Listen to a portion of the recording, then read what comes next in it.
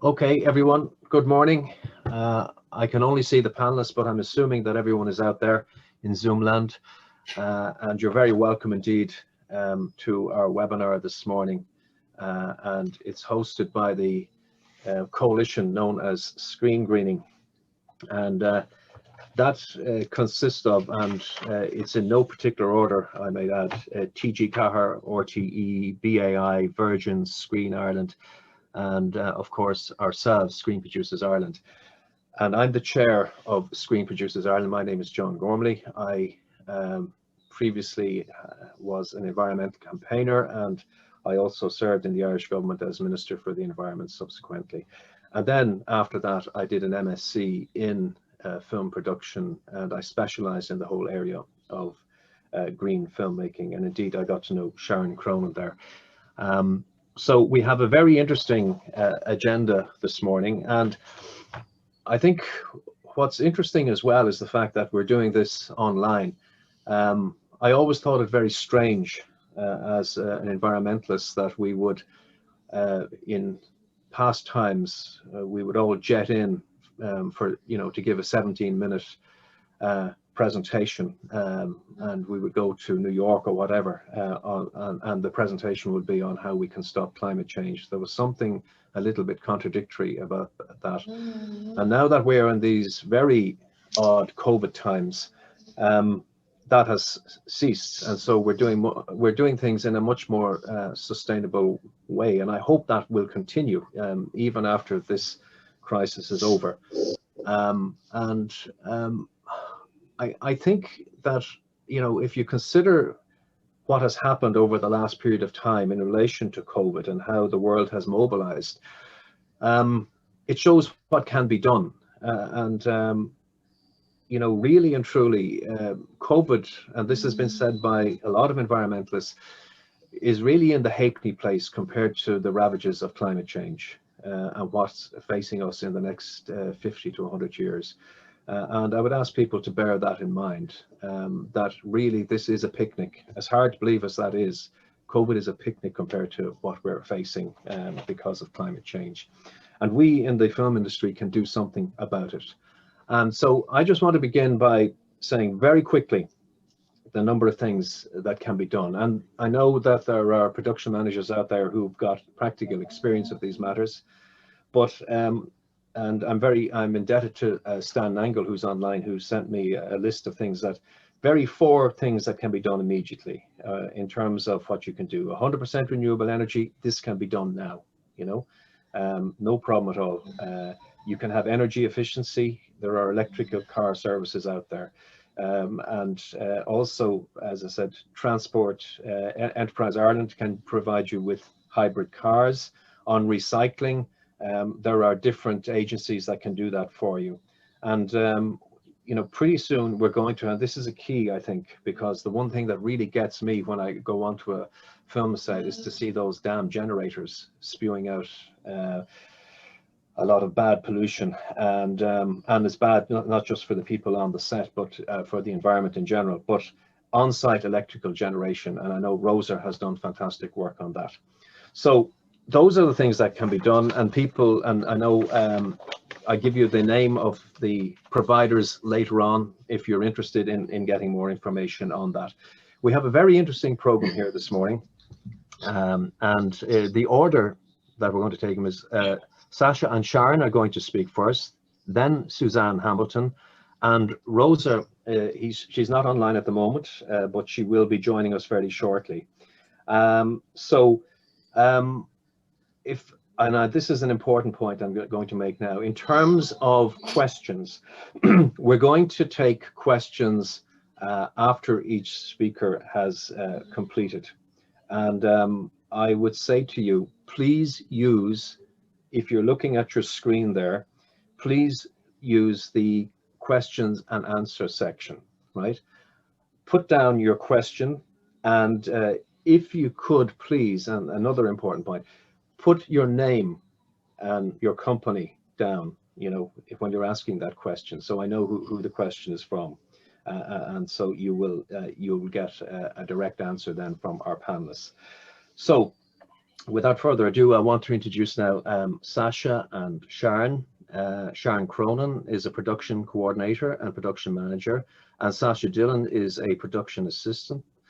Both work across feature films and television, and they work together on The Young Offenders, which was a great success, and Wolf, where they introduced a range of more environmentally friendly practices, which resulted in them being certified as sustainable productions with the BAFTA Albert program.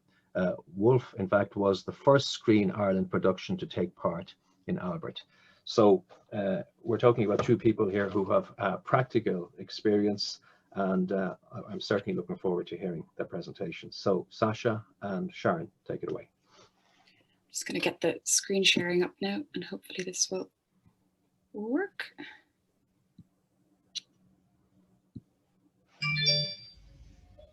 So can everyone see the first slide? Yes, thanks, Sacha. So just to give some context for our presentation, we introduced sustainable measures on 2 of the productions we worked on. The Young Offenders, where we shot 2 seasons back to back, making it 12 episodes of 30-minute comedy shot over 17 weeks. And Wolf, which was a feature film we shot between July and September 2020 over 6 weeks. The film industry has an extremely large carbon footprint. According to Albert's data, a single hour of UK television produces 13 metric tons of carbon dioxide, which is nearly as much CO2 as an average American generates over the course of a year. A feature film can produce thousands of tons of CO2. So these are some of the actions we took on The Young Offenders and Wolf to try and reduce our carbon footprint. We found that one of the most important steps in making a sustainable production is planning in advance. The first steps should be to create a green memo. Here you can see the examples of what we used on The Young Offenders and on Wolf. This document tells everyone what the production's intentions are, and most importantly, how the cast and crew members themselves can help. We always ask that this is issued by a producer so that everyone knows the directive is coming from the top. The production department are responsible for ensuring the running of a sustainable set and tracking the carbon footprint of the production. So they're a really vital part of the process. Some of the measures we implemented on The Young Offenders and Wolf included having a paperless production office, so things such as timesheets and contracts. We use systems like Team Engine and DocuSign, which are great digital alternatives. We also had an opt-in policy for paper scripts, call sheets and schedules to avoid any unnecessary printing. We also made small changes such as always asking suppliers to reduce packaging and buying in bulk where possible. Hiring local crew allows you to lower your footprint substantially. It allows you to avoid putting people up in hotels, which are the least environmentally friendly type of accommodation, and also minimises travel. It has the added bonus of saving the production money on travel days, per diems, fuel and accommodation. On The Young Offenders, our biggest contributor to our carbon footprint was accommodation. On The Young Offenders, our production designer reused the set build from their previous job. The lighting designer then took it onto another project on wrap. Ensuring the set build was repurposed was very important to us, as we didn't want it to just end up in the skip after the job was complete. On Wolf, the production buyer was very conscious of using secondhand props and renting wherever possible. She also made a list of everything that could be donated on wrap so that we could start looking for organizations to take things in advance. She used to hold regular prop sales for the crew, so everyone went home with cushions and yoga mats and all sorts of props that were being sold throughout the shoot. On wrap, many props were donated to charities and local community centres, as well as being sold on to other productions. A brilliant organisation that we learned about on Wolf was Recreate. They take all sorts of items which can be used for creative projects. So they took some of our larger props, any opened paint, and a few of the set flats as well. The construction team on Wolf were made aware early on in prep that the set build was going to be donated on wrap. So they were able to dismantle the flats in such a way that they could be reused. They also won Green Department as one of the riggers found someone to take all the set flats when we wrapped. The textile industry is the second most polluting industry after oil. So making changes in the costume department is a huge part of reducing the production's carbon footprint. Our costume teams on the Young Offenders and Wolf made small changes, including buying an increased amount of secondhand costumes. They used eco-friendly washing detergent. They air-dried costumes when possible. They also used compostable clothes bags, as it's estimated the film industry uses over 500,000 polybags a year. On wrap, they held costume sales for the cast and crew, and anything left over was donated to charity. Catering is an area where small changes can make a really big difference. These days, most productions have already switched from disposable items to reusable coffee cups and water bottles, reducing waste and plastic massively. On Wolf, we trialled a pre-order system for breakfast and lunch. Each week, we asked the cast and crew to choose what they wanted for each meal, and we put the order in with catering. We found that this system worked really well with the cast and crew getting on board straight away, and it had a big impact on cutting down on food waste. Due to COVID-19 restrictions, all of our meals had to be pre-packaged, but we used compostable packaging and bamboo cutlery. Another small change on the Young Offenders and Wolf was making the set table snacks all vegan and palm oil free, something we found the cast and crew really responded to. Our electrical department on the Young Offenders used LED lights. This significantly reduced our energy consumption. They repaired all their own equipment, and they recycled all their batteries and bulbs and reused their gels. Any leftover gels were then donated to colleges on wrap. The Young Offenders Locations team were very dedicated to ensuring that there was a proper bin system in place. We used the Glon 3-bin system, which encompassed recycling, composting, and general waste.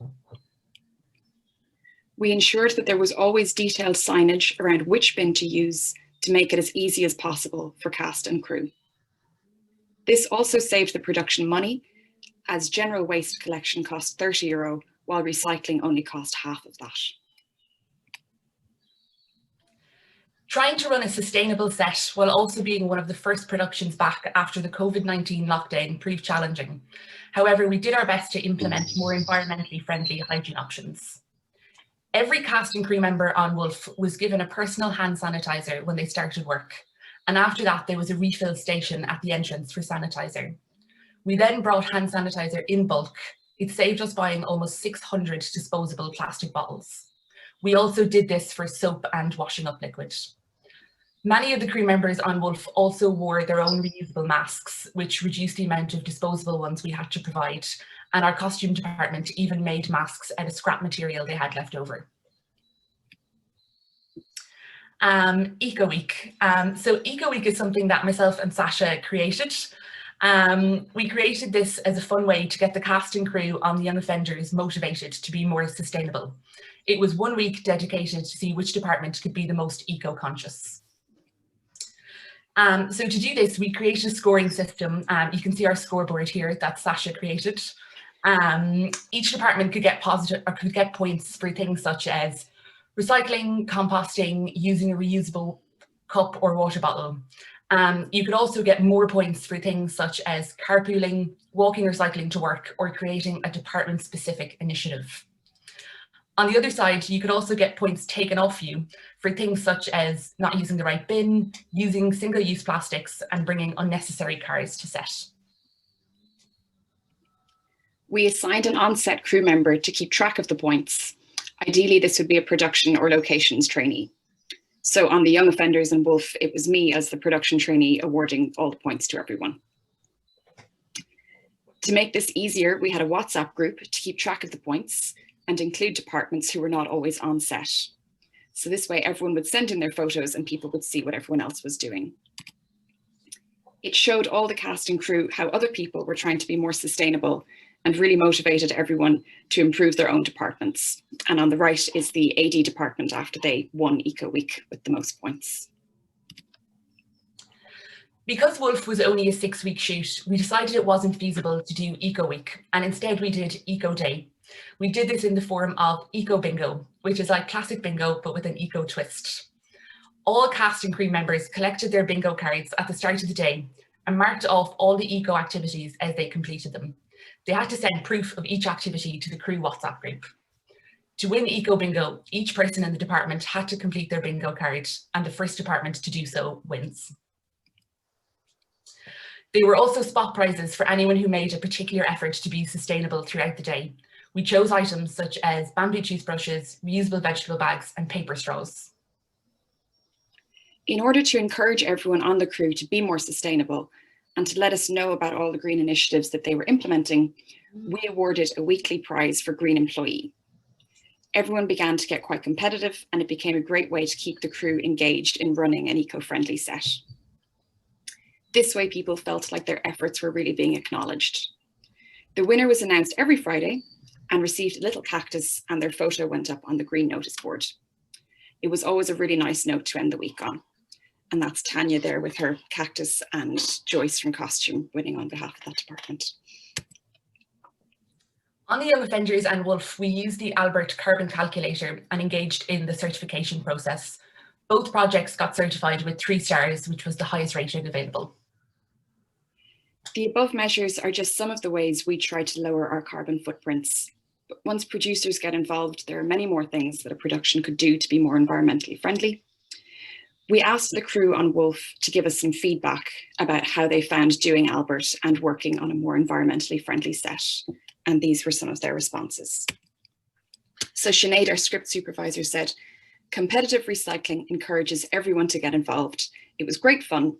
Wolf, the most eco-conscious shoot I've been on, which was an achievement being the first shoot back after the COVID lockdown." Ailish Bracken, who was the line producer on Young Offenders and Wolf, said, "Not only did it help towards Albert certification, but it also saved the production money, which is a huge incentive for producers introducing sustainability on more sets."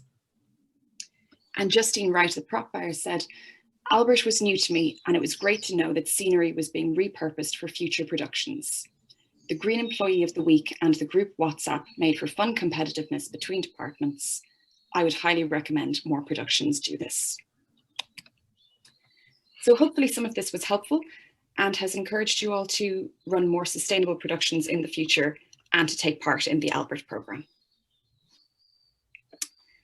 That's us. Well, thank you very much. That was really, really interesting and well done. Fantastic progress. I don't see any immediate questions, but I have just 2 questions if I could just kick it off. And I would encourage people, if you do have questions, go on to the Q&A box there. So, I mean, how did you interact with the cast? Did you actually talk to the cast at any stage about greening the production? And then the second question I have is, where did you come up with the idea of awarding points? Because that really is a fantastic idea. I really like that idea. So I suppose in relation to the cast, yeah, we did try to keep them as involved as the crew. So like, for example, when we sent out the green memo, that went to cast as well as crew. And we also, obviously, with their permission, a lot of them actually joined the WhatsApp groups that we had. So they were kind of involved in all the sharing of photos about like more sustainable measures. And I have to say, it was actually easier to get the cast on board sometimes than it was to get the crew on board. Which is great, because a lot of the time I think when crew members see cast doing things, they might be like a little bit more willing to get on board. So yeah, it is important to have them included. Do you want to talk about Eco Week, Sacha?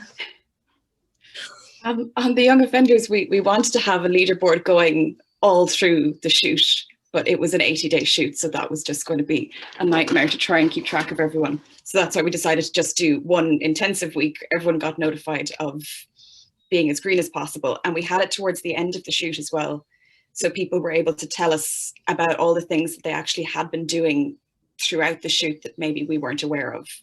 And it was also when we were gathering all the data for the Albert carbon footprint, and normally people don't want to give you all that information, but when there was stars and points and prizes to be won, everyone wanted to tell you everything about how green their department was, so it worked out really well. Great. Pat Brereton, who has a pivotal role in screen greening, has a question here. He just says, great work, and the competitive angle seemed to work well.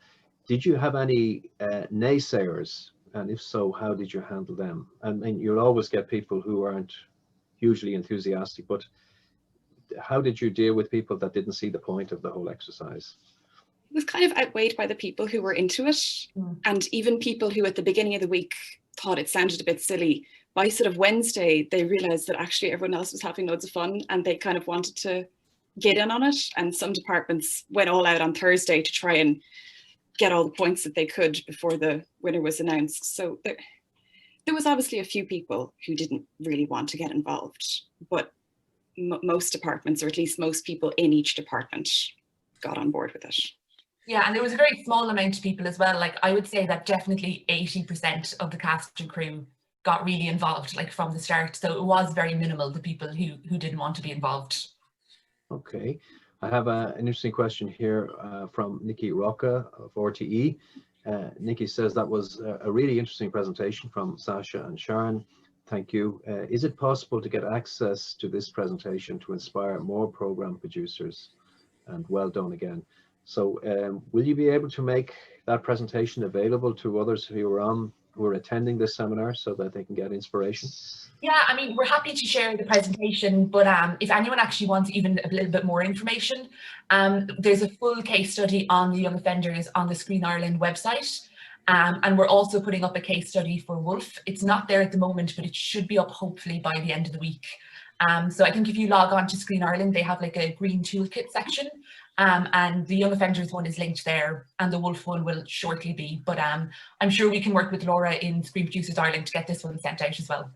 That's brilliant. Okay, great. And we've just been joined, I see, by Roser. Welcome, Roser. Great to have you here. And look, are you in Barcelona today, by the way? Hello. Yeah. Can you not see the star on my face? Ah, fantastic. we envy you. So we've just had a great presentation there from Sacha and Sharon, and now we're going to go on to Susanne. Susanne Hamilton. Susanne is Director of Production at Naked, overseeing all production management from development to delivery. She was formerly Head of Production at Boundless, with overall production management and financial responsibility across the label and across all titles, including Escape to the Country on BBC One, Great British Railway Journeys BBC Two, The Apprentice on BBC One, You're Fired BBC Two, Love in the Countryside BBC Two, Grand Designs Channel 4, and 60 Days on the Streets Channel 4. So a lot of experience there, and Susanne, we're looking forward to hearing from you. Thank you. Hi, thank you. Let me just see if I can share my slides. Hang on one sec.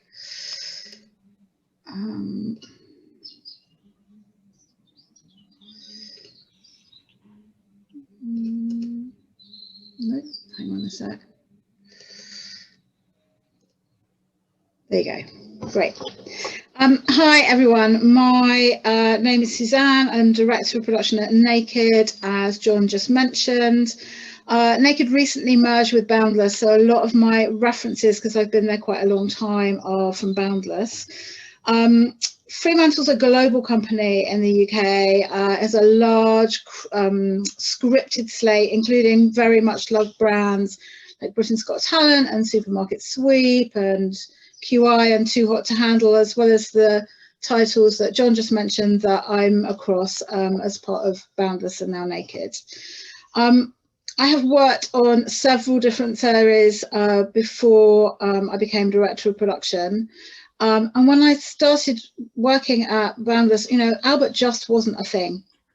So only a very few people working in TV gave a thought to how many flights or how many lights or how much fuel you were using or how many plastic bottles or polystyrene cups were being used. Things have changed massively, thank goodness. And when I was invited to join you today, I thought I would take you on my personal Albert journey. It wasn't a smooth ride. But I'm here to tell you, I'm here today so that I think it's got a happy outcome, and I hope you'll find my experience and my journey helpful. It was 2014 when I got a new job as a production exec on The Apprentice. If that wasn't scary enough, the person who I was taking over from said to me from the door, Oh, by the way, Susanne, I've signed the show up to a new sustainability initiative called Albert. It sounds straightforward, shouldn't be too much extra work. Here's the number of a nice man called Jez at BAFTA, give him a call. And off she went. So frankly, I was taking on this huge job and I felt like, oh great, another form to fill in. And I didn't have the first clue where to start. At first, I felt quite overwhelmed about the amount of information I needed to input, and I didn't know where to find it. And for a little while, I slightly buried my head in the sand, to be honest. Luckily for me, Jez turned out to be a really nice man. He gently helped and guided me through my first predicted carbon footprint. And this is a prediction of how much power we were going to use and how much fuel we would use, how many trains we would take and how many miles would be driven and how many hours we'd spend in post. These questions covered all areas of production and I had no idea about this series at all. How on earth was I supposed to guess how much petrol a massive crew would get through over the next year?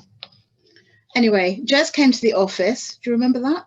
And together we worked out approximate figures of where we thought the series would take us. Honestly, a lot of it was guesswork at this stage because no precedents had been set. Anyway, step one done. We learnt a lot that year, but we did better the year after. Then Albert grew and Roser, who's also talking to you today, came to visit us at Boundless. I think I was a bit grumpy. Albert still felt like something very new and extra that we were all guessing at. And honestly, how could this make a difference to the environment by us just filling in all this information? However, I think Albert only works with really lovely people because Roser wasn't put off by my reticence and was endlessly helpful and encouraging as I made this journey. At Boundless, we started to change the culture about putting sustainability at the top of the list. And it turns out we can all make a difference. Hang on, I have to change slides. Yes.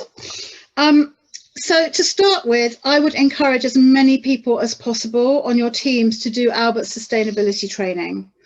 It really helps put the significance of this initiative into perspective, and it clearly demonstrates to you and your productions that you and your production's actions can and do make a difference.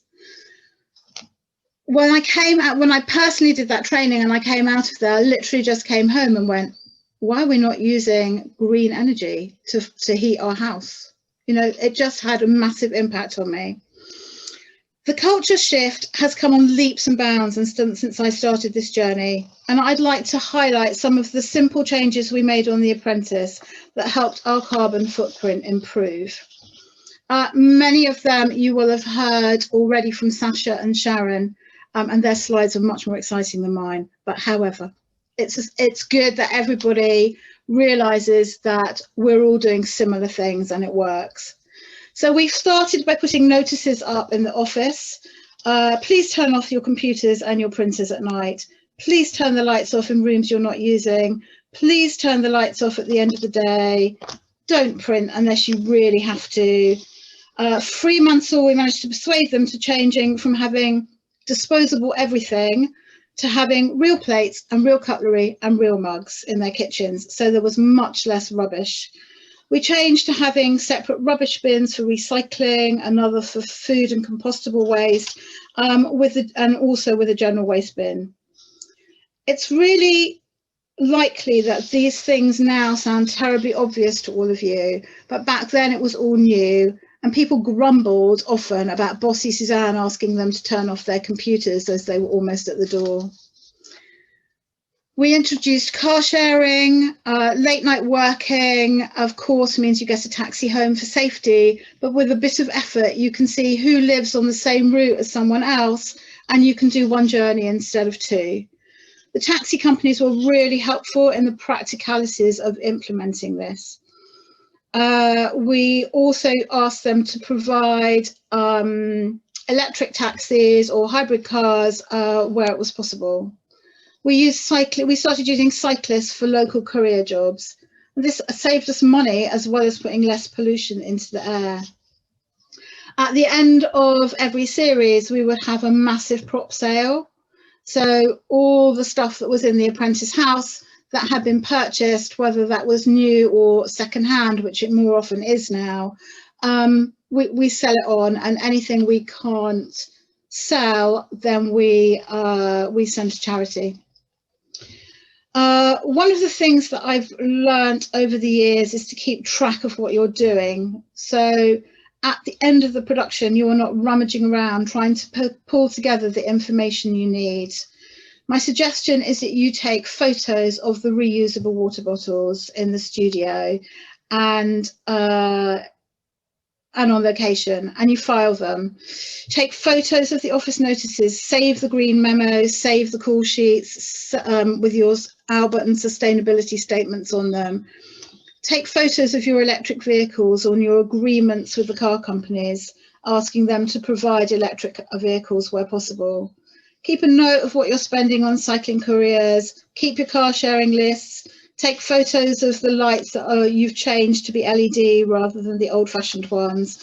And then when you need to provide the evidence, it's all there.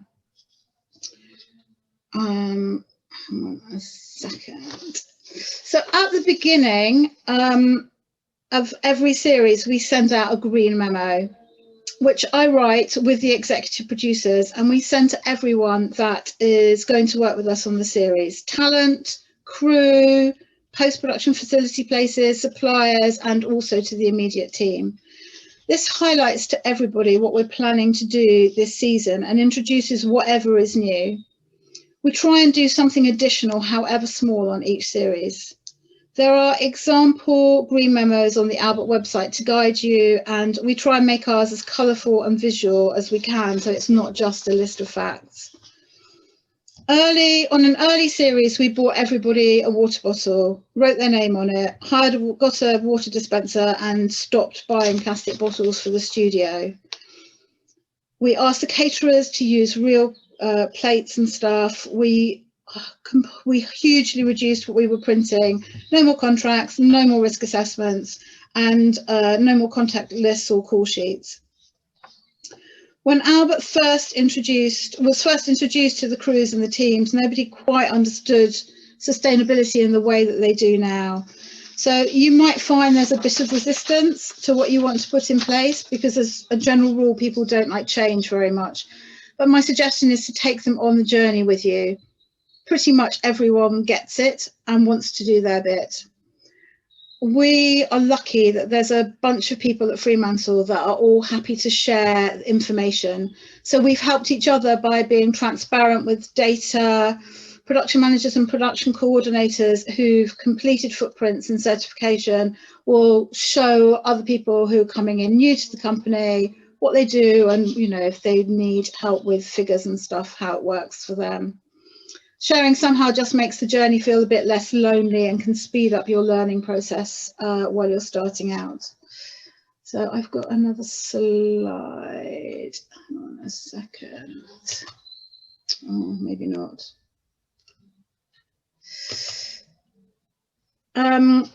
Grand Designs is one of Naked's most famous brands, where people build their dream house. Frequently, these builds or restorations use technology to build sustainability into the contributors' new lifestyles in their new homes. This is a small example of how it's possible to illustrate sustainability on screen. On Grand Designs, there's a lot of driving to get to the houses in locations spread across the country. We change the car that is used both by the production team to travel to and from location, and this is also driven on screen by the presenter Kevin MacLeod, and we changed it to an electric vehicle. I know it just looks like a bit of a building site, doesn't it?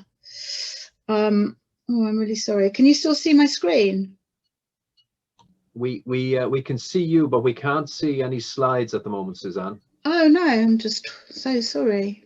Hang on, let me try. See if, your settings there, because Sacha had a similar problem at the start. Just see, can you? Yeah, now we can see. I can see now something there. Okay, that better? Yeah, great. Yeah. So I'm so sorry, everybody. Okay, no problem. There were some worries when we first introduced this electric vehicle about how far we could travel without having to stop to charge the car.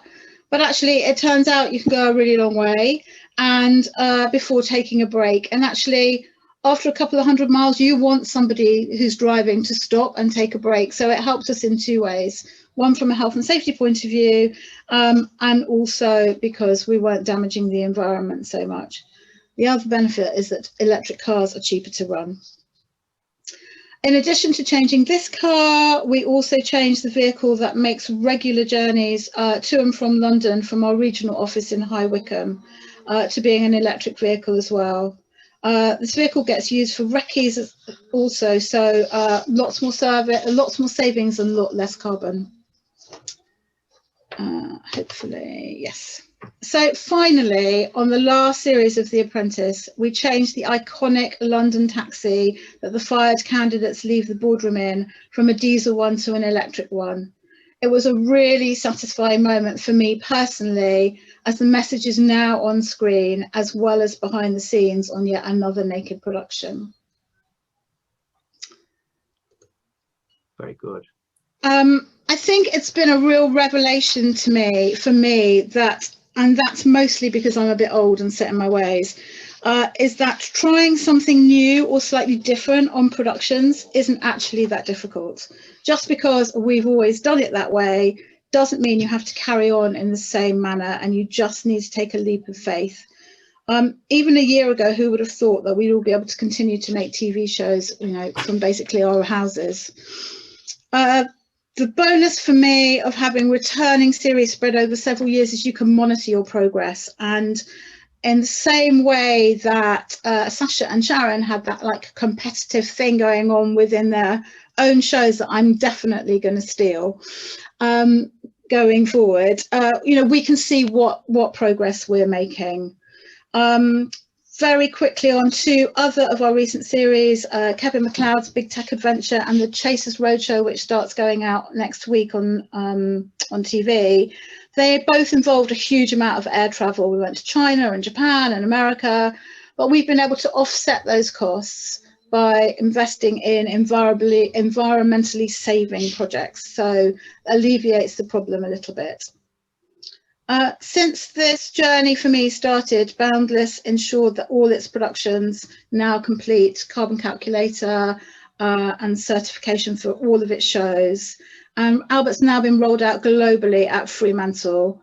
So I have inadvertently become one of the people who, instead of being a bit grumpy, now encourages the changes that make a difference.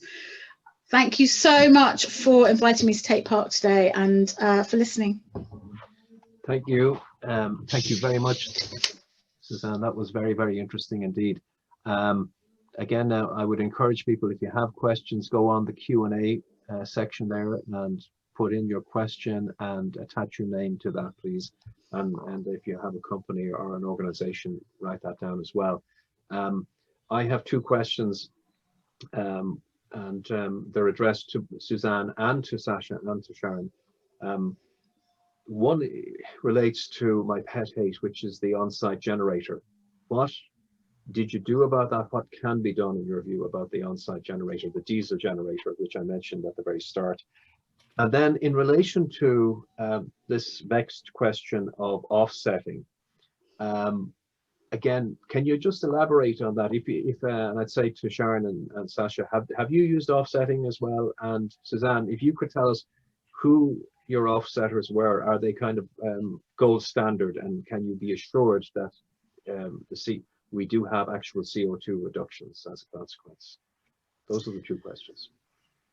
So in terms of your first question about a generator, on The Apprentice, we use, at the studio, we use mains electricity. And we're lucky that the studio we use is quite environmentally friendly and helpful. What I can't remember is whether they have changed yet to using green energy, but I can't remember and I don't want to make it up. Okay. but they've helped us so much with like all the catering and stuff like that. So I wouldn't be at all surprised. They're very on board with all of that. Then on location, we don't use generators. We have all these people running around locations like lunatics. So we use rechargeable batteries and on all of that kind of thing. So that's not an option for us. And then what was your other question? So with offsetting, we have only started doing that recently, and we've done it. There's a lovely lady who works globally for Fremantle called Jane Atkinson, and she's been exploring with Roser a lot of ways that Fremantle can get involved. And so it's all been organised through her, the offsetting. So I'm afraid that I'm not very helpful, am I? I can't tell you the name of the people who we have, paid, but I'm pretty sure that it will be gold standard. Okay. Yeah, I'm just, if you want, John, I'll just say it. I think probably you guys used National Capital Partners. So on Albert, on our website, we have a link to a scheme called Creative Offsets, where we chose a company. We obviously looked at the company, they looked at our calculator that the measurements comply with the greenhouse gases protocol as well. And we're investing in different projects. There is more information on the website as well. I can put the link, but that's just to facilitate productions who maybe don't have the time to do the research, but again, everybody's free to offset with whoever they want. Thanks, Roser. And just to Sharon and Sacha about the on-site generators, is there anything that can be done about that, in your view? I actually, just thinking about generators, I think shamefully to say that on Wolf, I think the biggest contributor to our carbon footprint was actually our generator. So I think we haven't quite nailed that one yet. But I think Stan Nangle is in the audience, and I know he's been doing some work on some alternative generator options. But no, it's not something that we've looked into yet. But I think after seeing how much it contributed to our footprint on Wolf, it's definitely something that we'll be looking into for our next one. That's brilliant. Thank you, Sharon. Hopefully, can you hear me okay? Yeah. Good. Now I have a question here from Vivian Flood of RTE. Vivian says, thanks for a really helpful presentation. Is there a standard training / certification for producers or managers on this? So is there maybe Susanne, you would know, or Rosa, maybe you could come in and have an answer to that one. So in terms of training on sustainable production, I'm guessing, sorry, because I came a little bit later. We do, so on Albert, we do run training sessions. We used to run them face-to-face, a full day, but obviously now with COVID, we run them online, which is actually better because we can accommodate anyone. So I'll put the link as well now on the website on the training dates, and you can book. I think we do 2-hour sessions now. So we have one on sustainable production, where we talk about climate change, kind of the impact of production, and a little bit of case studies as well. And then we have one on editorial as well. So I'll just put the link in there. Thank you, Rosa. Okay, well, again, Susanne, thank you very much for that presentation. And I want now to go on to Rosa herself. And Susanne, you described Rosa there as endlessly helpful and encouraging, and I couldn't think of a better description. So it doesn't need any introduction to most people. She is the key person, Albert, the person who has come over here and I would say almost single-handedly assisted us. So we're very grateful, Rosa, for all your assistance, and you're here to speak about an exciting new development. That's the new toolkit and the Carbon Action Plan. And we're really looking forward to hearing what you have to say. Thank you, Rosa. Thank you. Hello, everybody. And I just have to confess, sorry, that listening to Susanne, it made me really emotional. And she knows that. I do remember I remember 2 times really clearly. The first time I met her, and yes, it wasn't easy. But we made super good friends. That's the reason why she's here, because when I asked her, can you come? You just have to say yes. But I think it's so beautiful how it united us and how we try to understand each other's frustrations, I would say, because sometimes I understand the productions can feel frustrated when they're trying to get some data and they don't get their head round. So I think it's really important to try to understand each other and why we cannot get that data, why we cannot get certain actions done. And then another moment that I really want to say is the day that you're able to put the black electric taxis on screen. That was a massive day as well. She called me like, oh my God, this is happening. So that kind of shows how excited you can get, how like maybe at the beginning, so, and for me, the Albert process, first of all, it has to be something that excites you. Yeah, and that's what we try to put on the new tool. So make a tool that is more informative, a tool that you want to spend more time on as well. Yeah, a tool where you can learn that you're just not doing this as a tick, as a tick box. Yeah, that you're doing that because you feel inspired and you feel that's the right way, that right thing to do.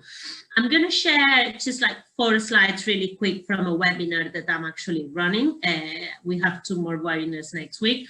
So I don't want to go into much detail into the tool on how it's used, because we have a full hour webinar that everybody can attend. But just for you to have a little bit of insight of what we've changed and what we've done. Let me put this up in here.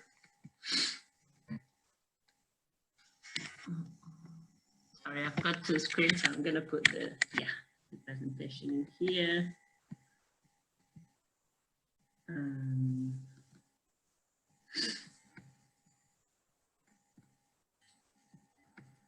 Okay, so what are on this new tool? So what are the main features that we have on this new tool? So I know in Ireland, so in the UK, we've been using the tool for a few years already. We had the calculator and the certification that we called it.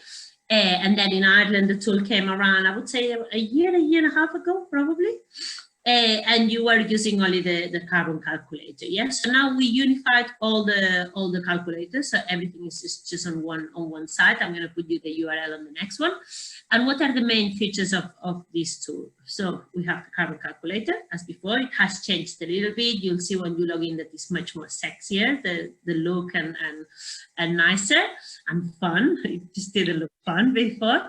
So the difference on this carbon calculator is that now you'll be able to report on anywhere in the world that you are. So we've used the carbon factors, so the emission factors from DEFRA. That is the Department of Environment, Food and Rural Affairs in the UK. However, in order to be more meaningful, so we need to recognize all the changes in our industry, and that our industry is global. We built a database of 308 carbon emission factors for electricity in other places around the world. So again, so that's a combination of countries and states. So if you choose that, if your production is commissioned in Ireland, for example, so all your entries that you're going to put are going to be in Ireland, going to be following the carbon factors in Ireland. However, you can always include any different entry. Imagine that you had to travel to Canada to do something on the production, so you'll be able to change and choose the carbon factor for Canada really, really easily. In order of that, I really want to say thank you to our consortium members, partners as well, all the international partners, that as soon as we had more asks on productions internationally, that help us, and especially as Susanne said, Fremantle, because it's been the first media group to join us globally, so kind of like to help us grow our global community. Then we have the Carbon Action Plan. So before, we always said certification. Yeah, certification still exists, but certification is the aim. Yeah, so the process of getting to certification, we call it now Carbon Action Plan. Why we call it Carbon Action Plan? Because it's a carbon action plan, basically. It's a way you need to plan the actions that you're gonna take to reduce your carbon emissions on your production. we really work around this word, and we thought that including the word plan would help productions to understand as well that that's something you need to do at the beginning, on pre-production. So you need to look at your carbon footprint that you can predict, and as well as like Susanne was saying, like, you know, you're just trying to guess a little bit sometimes at the beginning.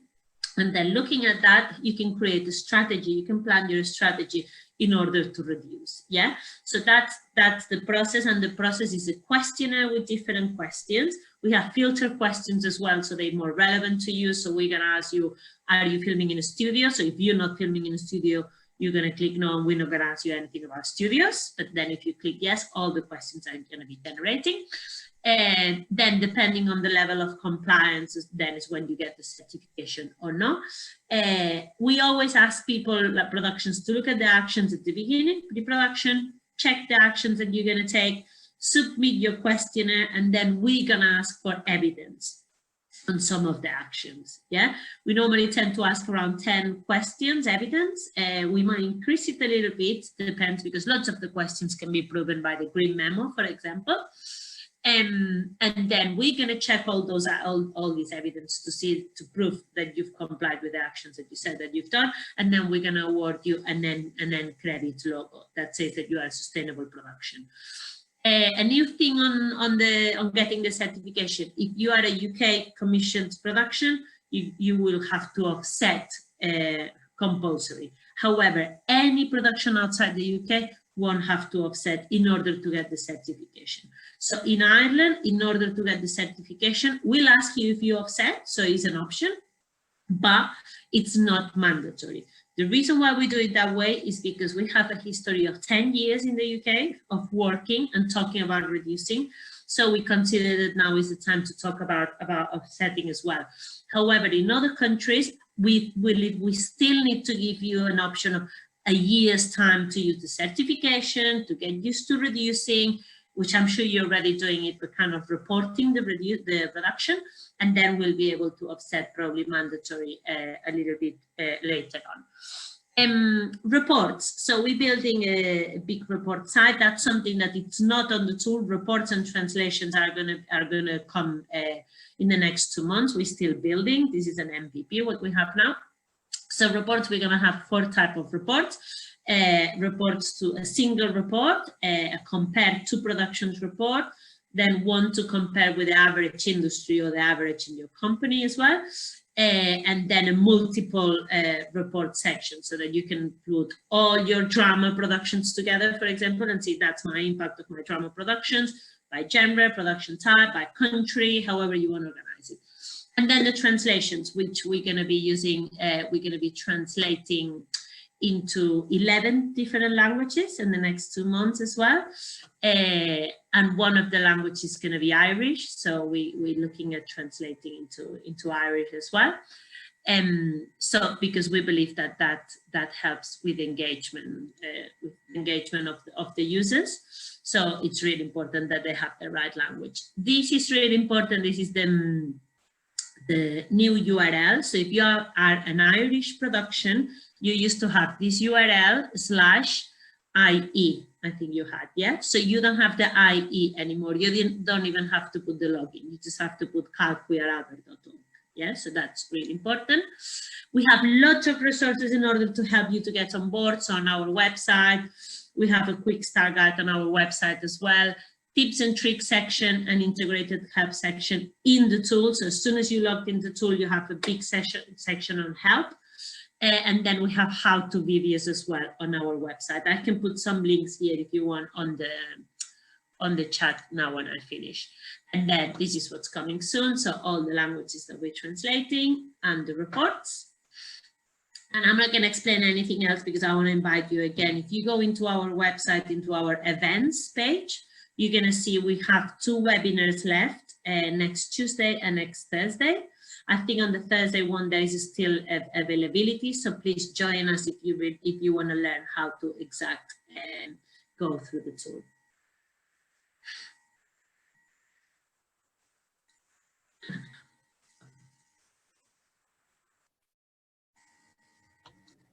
Is that okay? Can you hear me okay? Yeah. That's gone. Yeah. seems to have. Okay. I've put the link of the training, so that they're going to see the training, the sustainable production trainings, but as well the toolkit, the toolkit walkthrough as well. Okay, thank you, Roser. Thank you very much indeed. I have a question. Eileen Duggan asked the question earlier on. I said I'd put it to you. Eileen Duggan from RTE wants to know, do you have specific information on the website in relation to offsetting? I think this is a question that's going to come up a lot, and maybe you could elaborate on that now as well. Yes, I did put the link. So I did put the link on the chat. I've been putting links. I don't know if Laura or someone put it. On the website, we have a section that's called Creative Offsets. In there is the information on who Albert has chosen to offset with. It's a company called NCP. There is information on the projects that we're going to be investing on as well. And also there is a calculator that people might find this really, really useful. There is a roughly calculator that helps you calculate how much of your budget you need to put aside in order to offset. I mean, this is not easy to guess, but with all the data that we've been collecting for years, we kind of did some averages. Have to tell you that, so then you just put your genre, your production method, and it's going to tell you more or less how much you need to save to put that aside. It shouldn't take more than 0.1% of your budget to offset for what we've been looking at. Okay, thank you, Roser.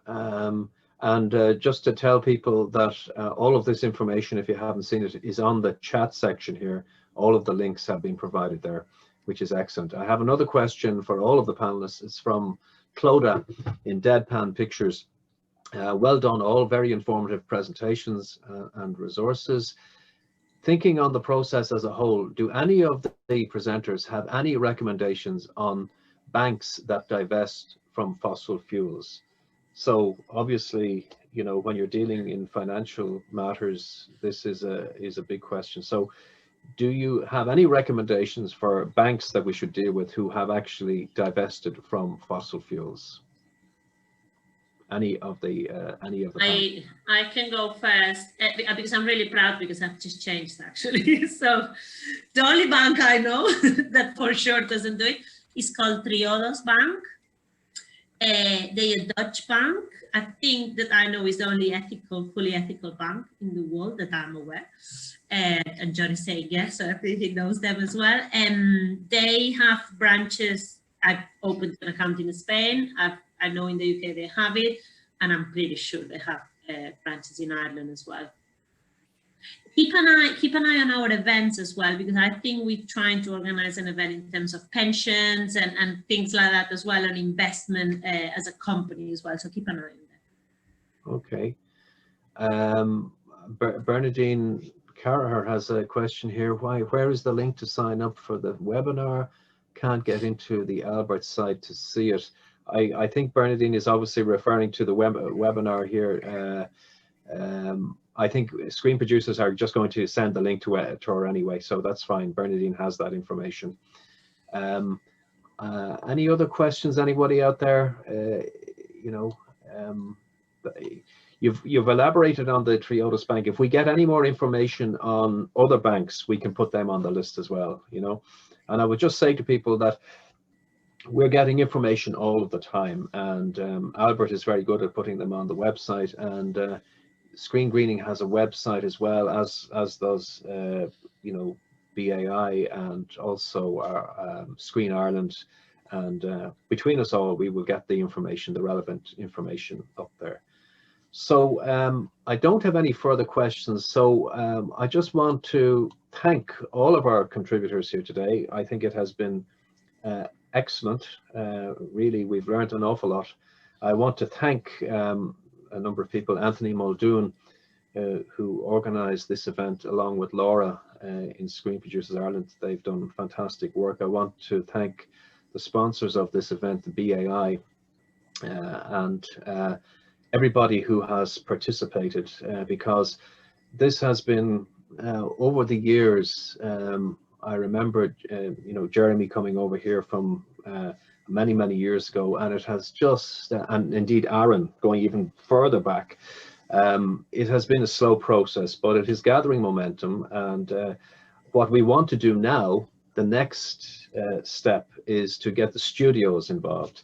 And if we can get the studios involved, and we get, you know, all of the studios in Ireland, indeed, you've probably seen a lot of publicity about new studios now being built in this country. I mean, I would hope that all of those would run on 100% renewable power, and we can make huge progress in this country. I'm absolutely convinced of that. So thanks everybody. Oh, hold on, I just see one more question here before we conclude. Aha, okay, it's just a thank you from Die House Films, Amy Gavin. Thank you all for a very informative presentation, and I think we can all agree with that. So thank you everybody, and if there are no further questions, we can conclude this webinar. Okay, thank you very much indeed. Bye-bye. Bye. Bye-bye. Ah, Susan Kirby. Ah, that's great.